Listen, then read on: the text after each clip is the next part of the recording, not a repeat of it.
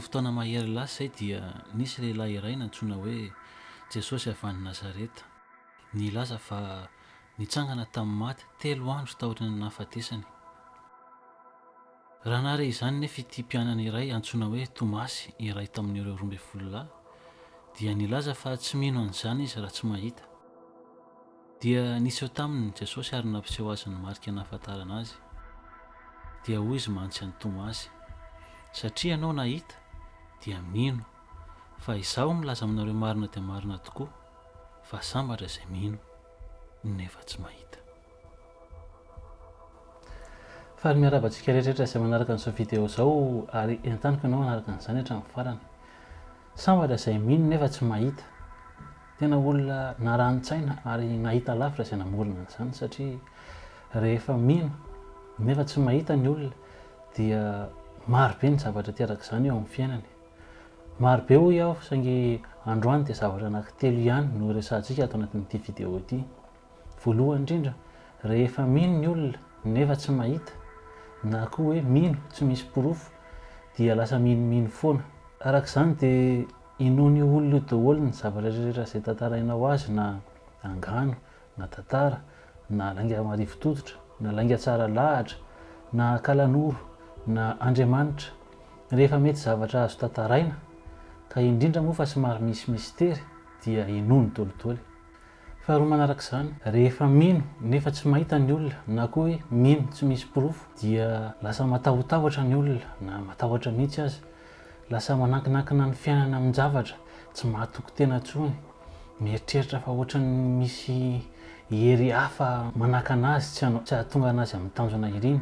Na koa hoe amin'ny teny baiko hoe irrationnel. Somary sarotra ny traduiran'ilay irrationalité amin'ny teny malagasy, fa ohatra angamba no anazavako anao azy. Ohatra voalohany dia hoe efa 2 taona izay nanangana an'ity tsena ity fa tsy mety mandeha mihitsy. Ngamba tena nisy namosavy, misy olona mialona any dia nisy namosavy izay no tsy mampandeha azy. Zaho rery ny atao trano ato, ohatra faharoa, nefa ohatran'ny maheno mandehandeha foana any ambony any rehefa tsy any ahako. Tena misy mahatoto mihitsy ngamba ity trano ity. Ohatra fahatelo, saotra an'Andriamanitra fa afaka baka ihany ny zanako. Araka izany, ny olona irrationnel dia miprivilégier ny hypothèse extraordinaire foana aloha hanazavana ny zavatra izay manjo azy. N'inona manjo azy eo amin'ny fiainana, indrindra moa fa zavatra somary sarotsarotra inoana, nefa na dia amin'ny faran'izay tsotra ihany koa ary. Ohatra hoe saotra an'Andriamanitra fa afaka baka ihany ny zanako. Matoa afaka baka ny zanakao dia misy fanazavana azy prosaika, hoy ny fitenenana ny fiteny baiko. Fa tsy izany aloha no resahantsika androany, fa rehefa minomino foana ny olona dia lasa matahotahotra, dia lasa manana comportement irrationnel. Fahatelo manarak'izay, rehefa minomino foana dia lasa irrationnel, dia facile à manipuler, izany hoe mora baikon'ny olona amin'izay zavatra tiany hanaovana azy, satria minomino foana, tsy mitady porofo ary matahotahotra. Ohatra, fantatrao nge fa matoa tsy mandeha io tsenanao io, tena nisy namosavy ianao, ndana mankany amin'ny maso fa izy no olona afaka manala n'izany fanafody nataon'olona taminao izany. Na hoe ndana mankany amin'ny mpiandry fa ny mpiandro no afaka manala devoly eo amin'ny tranonao io. Araka izany dia ireo zavatra telo ireo no mahazo ny olona izay mino nefa tsy mahita, na koa hoe mino tsy misy porofo. Rehefa ohatra ka mitady hanana saina tia karokaroka amin'izay ilay olona, raha hitany fa tena ohatran'ny somary sarotra inoana ny zavatra resahanao, dia hoy izy hoe sambatra izay mino nefa tsy mahita, dia miverina. Dia eo ihany, sambatra izay mino nefa tsy mahita, dia lasa irrationnel, dia matahotra, dia manipulen'ny olona. Dia raha vao mitady hanana saina tia karokaroka, dia sambatra izay mino nefa tsy mahita, dia mihodinkodina eo foana. Farany dia lasa ignorant sy crédule ilay olona. Rehefa ignorant ny olona sady crédule dia sarotra ny mandresy lahatra azy amin'ny zavatra izay efa ninony hatramin'izay.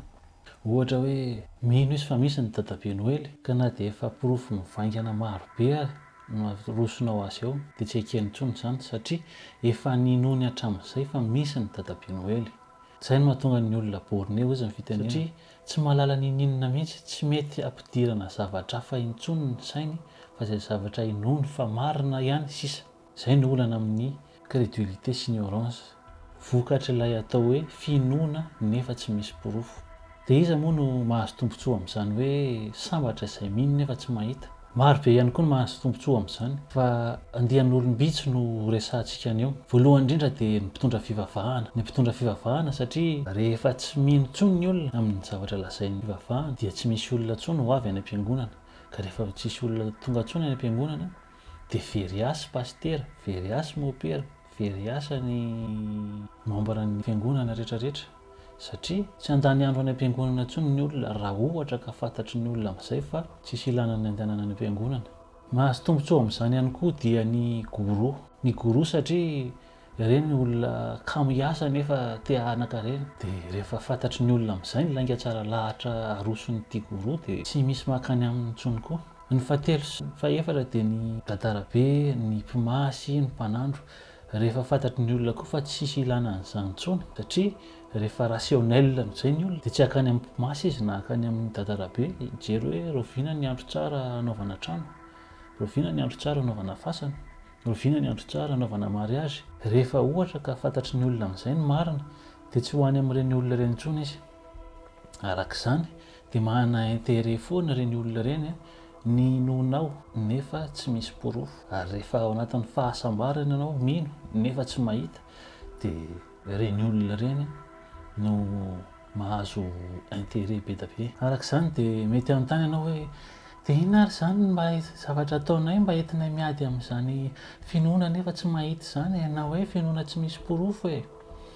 Dia ozy aman-tsanao hoe teknika iray ihany no atoroko anao androany. Teknika faran'izay tsotra entina miady, entina miaro ny sainao, miaro ny ankohonanao, miaro ny fianakavianao rehetrarehetra mihitsy azy amin'izany finoana nefa tsy misy porofo izany. Il ne faut plus croire pour de bonnes raisons que de croire sans preuve. Izany hoe raha dika amin'ny teny malagasy tsotsotra dia hoe aleo tsy mino intsony noho ny antony mazava sady fantatra ny tsy hinonao azy noho izay mino tsy misy porofo. Rehefa ampiasainao io amin'ny fiainanao andavanandro dia ho hitanao fa hanomboka hisokatra ny sainao ary hanomboka tsy hinohino foana. Izany hoe rehefa misokatra ny saina akoriny dia tsy hoe izay zavatra tantarain'ny olona rehetra dia hinoana, fa izay zavatra tantarain'ny olona dia hanomboka ho analizenao ary eritreretinao hoe hatraiza no ahafahako mino an'ity olona ity, na hoe hatraiza no tsy hinoko azy satria fantatro ny antony tsy hinoko azy. Raha ohatra ka nahaliananao ilay vidéo dia zarazarao dia commenter dia asio like. Mandra-piona tompoko dia ho amin'ny manaraka indray.